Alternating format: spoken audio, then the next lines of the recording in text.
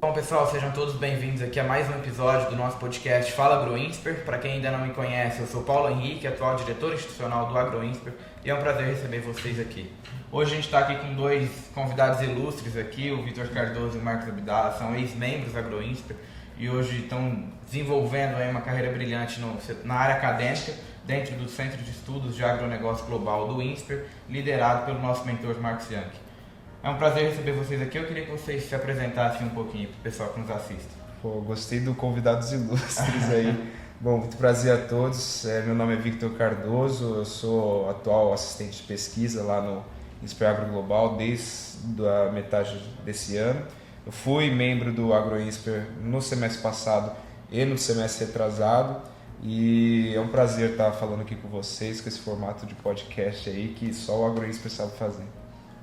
Bom dia a todos, eu sou o Marcos Abdala, muito obrigado Paulinho, viemos até combinando aí de roupa. E bom, passei 2 anos também no AgroInsper, fui ali na área de sucro, passei por consultoria que estava bem no comecinho, peguei uns desafios bem legais. Aí eu fui pro INSPER Agro Global, assistente de pesquisa, aí fui promovido para estagiário lá do centro e agora estou aqui com vocês nesse podcast aí, uma iniciativa super legal. Espero compartilhar um pouco da minha pouca carreira aí, mas obrigado, gente. Aprendizado. Acho que é legal vocês comentarem um pouquinho para o pessoal que nos assistem, como que o AgroInsper ele foi importante, né, para que vocês estejam hoje começando essa carreira na área acadêmica, né, como que as portas, principalmente do INSPER Agro, se abriram para membros do AgroInsper. Cara, eu acho que assim, posso até começar a falar assim, eu estou fazendo economia, estou no 6º semestre, então falta mais um ano aí para me formar. E assim, sempre me interessei pela parte mais econômica mesmo, de como a economia do Brasil está desempenhando nos últimos anos. E não tem como você não falar sobre economia e sem falar do agronegócio, né? Porque o agronegócio é o motor do país, querendo, goste ou não, é o motor do país.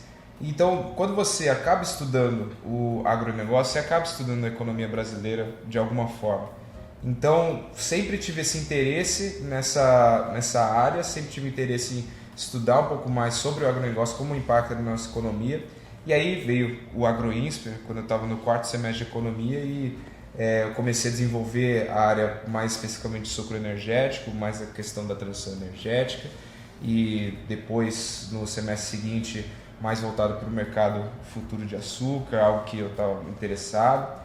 E aí eu falei, bom, mas eu quero um passo mais adiante, quero ver até onde vai esse interesse pelo agronegócio. E aí saiu essa vaga assim, de assistente de pesquisa, e eu lembro que o fato de eu ter feito AgroInsper me deu uma base muito boa assim, para poder ingressar no centro de pesquisas mesmo lá do Jank.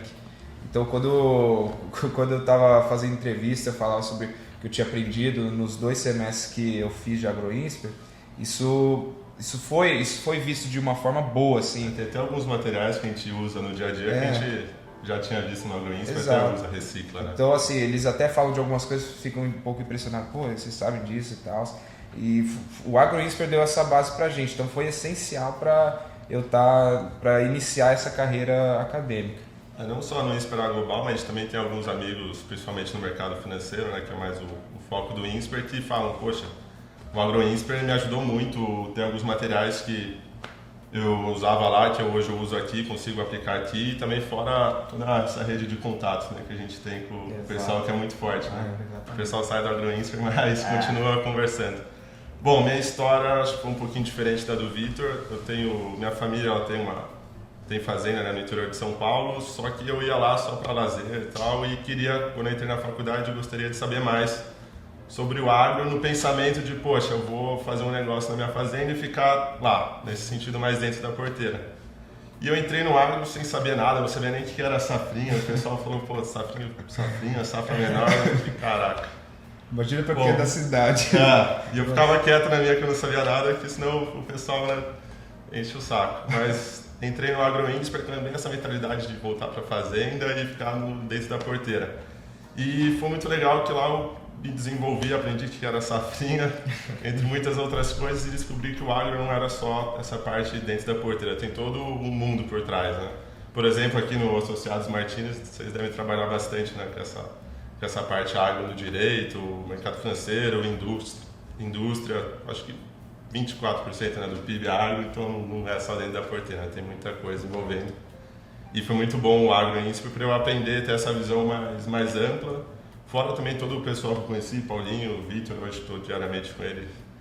E acho que também essa parte de desmistificar algumas coisas do agro foi bem legal, porque hoje a mídia fala às vezes muitas coisas que sem propriedade, assim, você mesmo, sem conhecimento, você acaba acreditando. Então foi muito bom para ter essa base. E no Agro Insper entrei também no setor de sucro, peguei um projeto lá com o CBIOS, foi bem legal. Depois fui para a área de consultoria, que era bem nova, e foi muito legal porque ela não estava estruturada ainda, né? Então foi um grande desafio, porque era o começo, não tinha metodologia, não tinha nada. Guerreiros lá que começou no início. Acho que eu perdi um ano de vida lá. E ganhei muitos outros, né, também, de aprendizado.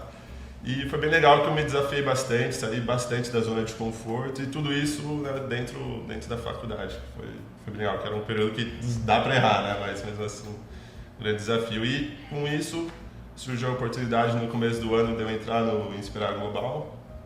E eu acho que o Agro Insper me deu uma boa base para eu entrar, porque eu sabia bastante coisa para ver essas coisas de conjuntura e do mercado, etc. E eu estou no Inspirar Global desde o começo do ano. E, poxa, acho que o meu aprendizado explodiu, assim, porque eu estou em contato com... A equipe é muito boa, né? E eu sou muito curioso, então eu acabo diariamente perguntando as coisas e estou aprendendo bastante. E desmistificando muitas coisas aí. E o Jank, ele sempre destaca, assim, pra gente, sabe? Sempre fala assim, pô, deu certo, né? Trazer os meninos do Agro Insper. Ele sempre fala que a gente tem uma base muito boa, a gente se preparou muito bem. Lá dentro a gente faz muita pesquisa, tipo, a gente trabalha pra caramba. Então, assim, dá certo o modelo que vocês adotam, sim, ele é aplicável, ele realmente é bom, assim, para a carreira. Acho que o principal diferencial, assim, do Agro Insper é que todo mundo tem um objetivo em comum, que é tipo, aprender pra caramba e se desenvolver, assim, se desenvolver num motivo comum, que é levar o agro, né, para a faculdade, para o mercado financeiro, etc. Exato.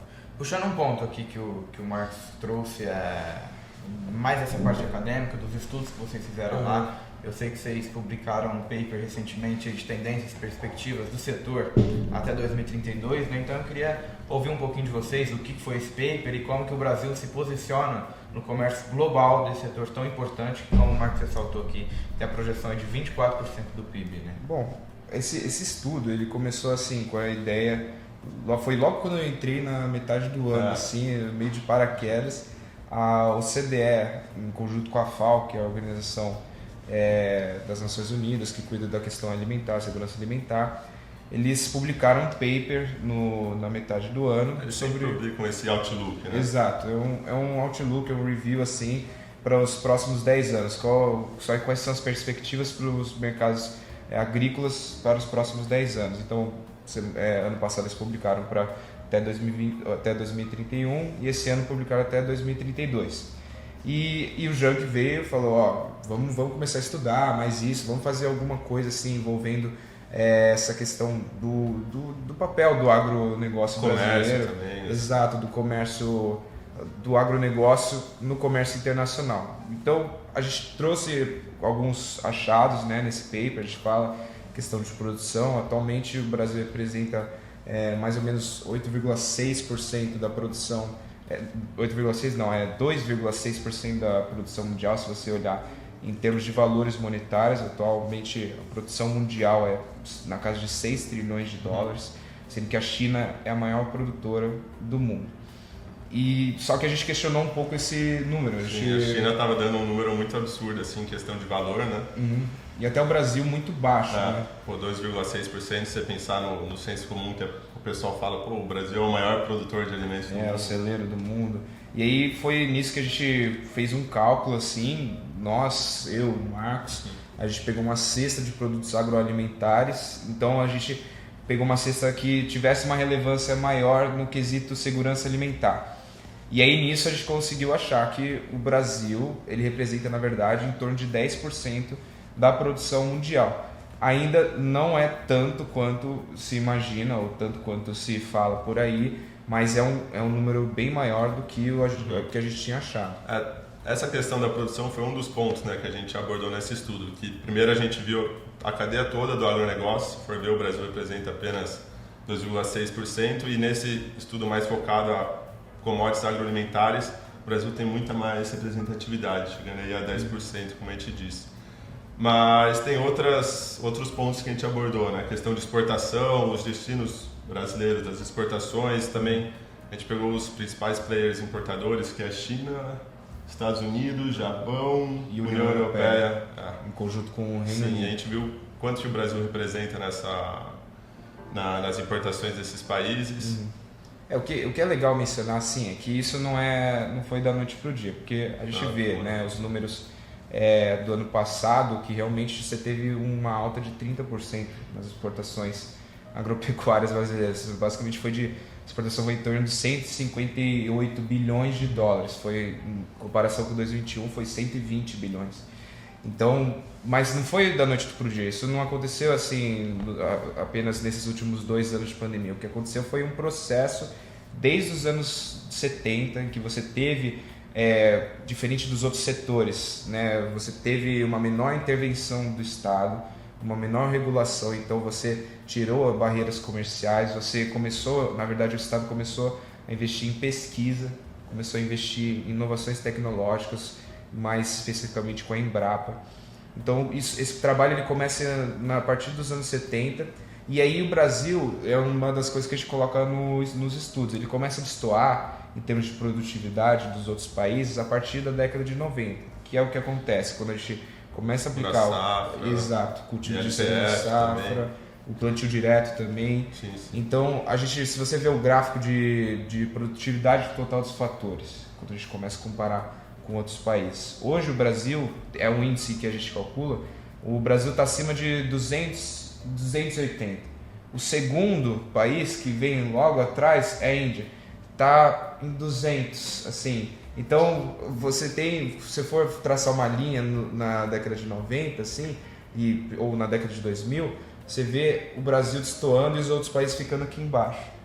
Então, isso não é produto de hoje, não é basicamente os mercados estão favoráveis, lógico que foram favoráveis nos últimos 2 anos, mas o Brasil tem feito tem desempenhado um trabalho para se tornar produtivo e ter uma vantagem comparativa nesse setor. E outro fato que confirma, né, também esse ponto é quando a gente pega produtividade e área plantada, né? A gente vê um aumento absurdo, né, de produtividade com um crescimento baixo de área plantada, né? Isso reafirma que foi o compromisso que o Brasil assumiu em ciência, em tecnologia e inovação.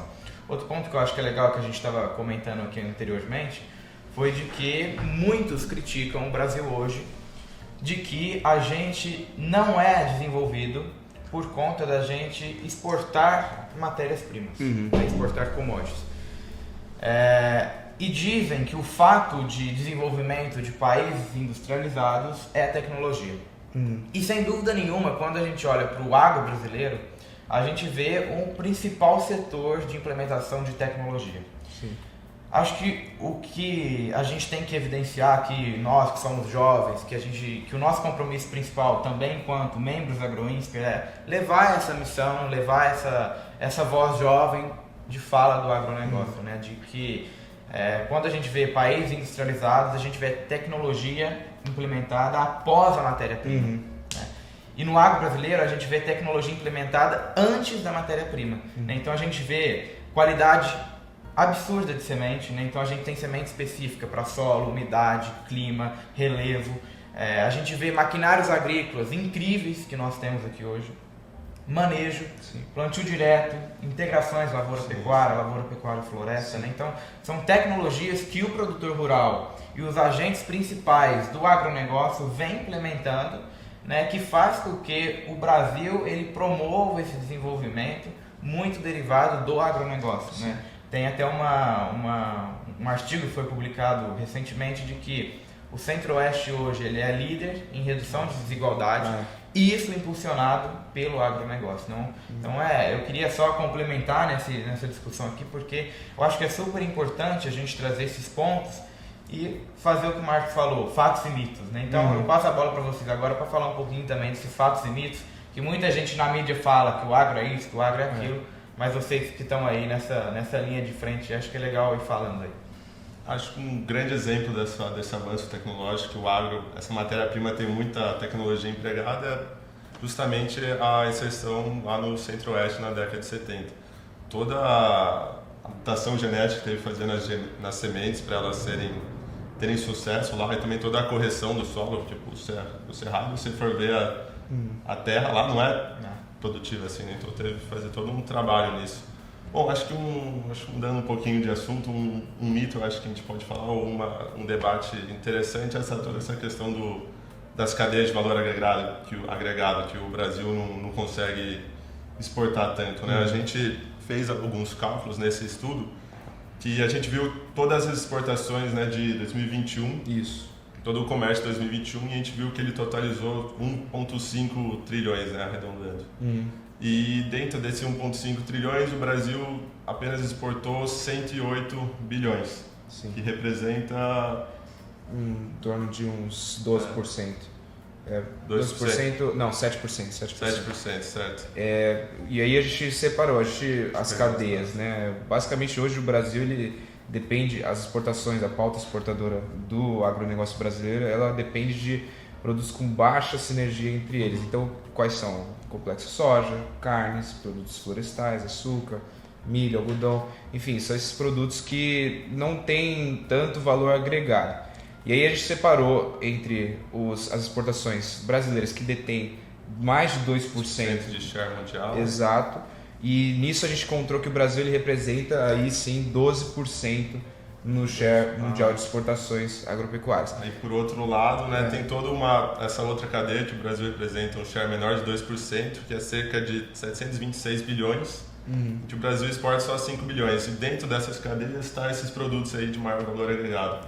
Como pimenta do reino que a gente estava falando, gengibre, frutas, queijos e assim vai. Que são realmente produtos que lá fora você paga um prêmio maior por isso. Creio eu, é uma das tendências do agro até 2032. Eu não sei, eu acho que é um objetivo o agro alcançar. Não sei se realmente esse é o caminho do agro, porque é um caminho difícil, porque atualmente quem faz esses produtos hoje no Brasil é o pequeno produtor, que não tem muito acesso ao mercado internacional, ele acaba produzindo aqui para o mercado interno. Então essa é a grande dificuldade, e aí que vem também a parte de arcabouço institucional do Brasil, tentar ajudar esse pequeno produtor, liberar, ser mais aberto para ele conseguir atingir outros mercados. Então hoje o pequeno produtor ele produz aqui para dentro e na verdade são poucos os que exportam realmente lá para fora. Então na verdade não sei se é uma tendência, é um objetivo que o agro brasileiro ainda não explorou. Por exemplo, nos Estados Unidos a gente é muito pequeno no share de exportações dele, eles compram pouquíssimo da gente, o Japão também. E a gente tem que aproveitar esse espaço de mercado. Bom, lógico que tem vários desafios, né, para expandir essas exportações de maior valor agregado. Tem toda essa questão, né, de barreiras tarifárias e também essa questão da escalada tarifária, mas a gente pode ver, né, alguns casos de sucesso, como o queijo da canastra e até mesmo outros cafés mais com selos bacanas. Mas vamos mudar um pouquinho de assunto. Acho que outro mito também que a gente pode desmistificar essa questão da Holanda ser o maior exportador. Acho que você viu numa notícia recentemente, sim. Né? Bom, a gente vê muito na mídia, né, aquelas manchetes, a Holanda é a segunda maior exportadora de produtos agro do mundo, e a gente pensa, pô, como um país daquele tamanho consegue ser maior que o Brasil. E de fato, se você for ver os dados de valores, ela tem uma grande exportação, mas o que acontece é que ela é uma grande importadora e exportadora de alimentos, né? Tem lá o porto de Rotterdam, que alimenta toda a União Europeia, e o que ela faz, ela importa muita coisa também vinda do Brasil, e ela reexporta essas coisas para a União Europeia. E nesse processo também tem, né, essa questão de agregar valor nesses produtos, que vem muita matéria-prima. Não matéria-prima, vem muita commodity. E ela vai reexportando para a União Europeia. Por isso que ela tem esse valor muito grande, que até se compara com o Brasil. No ano, acho que 2020, ela é até maior que o Brasil. mas ela de fato é esse corredor. Assim. E isso é uma das questões que a gente vai vendo, e a gente vai vendo até com mais malícia dentro do AgroInsper e também dentro do Insper Global. Por isso que eu acho muito bacana, né, o pessoal que vem do AgroInsper, até eu agora estou no Insper Global, porque tem essa visão mais ampla e mais maliciosa. E é legal até assim, eu antes de entrar no Agro Global, eu tinha várias verdades, né, várias coisas do que... AgroInsper também. Exato, do AgroInsper que eu tinha escutado. E muitas, não que assim, a gente pesquisasse mal, mas era algo que a gente ouvia assim do nosso círculo e tal. E a gente acaba olhando os dados, a gente acaba realmente indo para essa parte mais acadêmica, indo mesmo ver os fatos de verdade, assim, e você acaba desmistificando algumas coisas. Então, realmente foi uma coisa que eu me impressionei muito quando eu comecei a trabalhar lá. E você acaba virando aquele cara chato no bar. Não é bem assim, não sei o que. Então, tipo, foi muito bom isso daí quando eu entrei realmente no Agro Global. Ótimo. Acho que é legal você falar agora mais um fato para a gente finalizar aí no quesito de sustentabilidade, como é que o agro vem ganhando produtividade, mas ainda com compromisso sustentável. Acho que só para a gente finalizar esse ponto-chave aí, que todo mundo tem esse interesse, é um dos pontos principais da mídia voltada ao setor. Eu acho que a sustentabilidade é a seguinte: óbvio que você tem questões que o agro precisa melhorar na questão de sustentabilidade. Uma delas, por exemplo, é a rastreabilidade bovina. Você ainda é uma questão... Exato, desmatamento. Então, óbvio que tem questões que devem ser abordadas e não devem ser deixadas de lado. Mas, por outro lado, você tem também todo um trabalho do agronegócio, e aquela coisa que eu falei desde os anos 70, de você aumentar a produtividade nossa no campo. E querendo ou não, produtividade é sustentabilidade, porque você produz mais em menor área, que foi o que você abordou. Se eu não me engano, a gente teve um crescimento médio anual de produção de grãos de aproximadamente 4,2% desde os anos 2000. Em contrapartida, de terra, a gente teve um crescimento de 1,6% em média anual. Então, a nossa produção ela superou o crescimento das nossas terras. Então, isso é produtividade. E aí entra a questão de você ter sistemas integrados de lavoura, pecuária e floresta, a implementação de plantio direto. Se você for ver aquela produtividade total dos fatores que eu falei, provavelmente o pessoal da Europa, o pessoal que acha aquele negócio, né, de a gente é produtor de produtos primários, então a gente está lá na terra arando, não sei o que, tá, aquela coisa rudimentar. Não é isso. Se você for ver os dados, a produtividade que aumenta não é de mão de obra nem de terra. Na verdade, a mão de obra e a de terra, elas andam de lado ou até diminuem. O que aumenta nos últimos anos é a produtividade de capital e de insumos. Então, na verdade, a gente está implementando inovação tecnológica. E quando você implementa inovação tecnológica, você tem o avanço de desenvolvimento. A gente falou da questão do Centro-Oeste, que realmente você teve uma diminuição da desigualdade, você teve um aumento da renda, e agora o agro está entrando no Nordeste. Então o agro está também trazendo renda para a região do Nordeste. Então essa questão de a gente implementar práticas que tornam o nosso agro mais produtivo, elas também tornam o nosso agro mais sustentável. A questão dos sistemas de integração lavoura, pecuária e floresta é uma coisa que o Brasil adotou e que hoje é um marco assim, para o agronegócio, e que isso é importante para a questão de sustentabilidade. Novamente, não é por isso que a gente não deve olhar os outros problemas em questão de sustentabilidade. Mas hoje o que o agro faz é muito diferente do que se vê mundo afora. Sim, sem dúvida. Meninos, obrigado. Acho que é legal vocês falarem um pouquinho do novo site, dos novos canais de comunicação lá do Agro Global. Bom, a gente recém lançou um site lá do nosso centro, do Insper Agro Global, e nele tem vários artigos de mídia, as nossas pesquisas, as nossas newsletters, e também tem uma aba bem legal que chama Agro in Data, que foi inspirado no Our World in Data, que serve justamente para desmistificar e falar sobre os fatos de acordo com dados do agronegócio. Então é uma boa base, uma boa fonte para vocês. Então quem quiser acessar, se não me engano, é agro.insper, não é agroinsper, é agro.insper, e aí você acessa lá o site, é o que o Marcão falou, você tem acesso a esse Agro in Data, que a gente publica vários artigos sobre comércio internacional, sobre sustentabilidade, transição energética. A gente tem acesso a dados também do comércio internacional do agronegócio brasileiro e também de outros países. Então lá você vai conseguir encontrar várias informações, vários dados que você não encontra com tanta facilidade em outros meios de comunicação. Então quem tiver interesse, procura lá, agro.insper, e você vai achar muita coisa legal sobre o agronegócio brasileiro. O diferencial é a profundidade com qualidade de forma simples. Exato. Sobre o agro. Meninos, mais uma vez, muito obrigado aí pelo tempo, pela Valeu, oportunidade. valeu. Foi um bate-papo extremamente proveitoso. Agradeço a todo mundo que está aí nos assistindo. Curta, compartilhe esse vídeo. Espero vocês aí no nosso próximo episódio. Fala, Um abraço, gente. tchau, tchau. Valeu!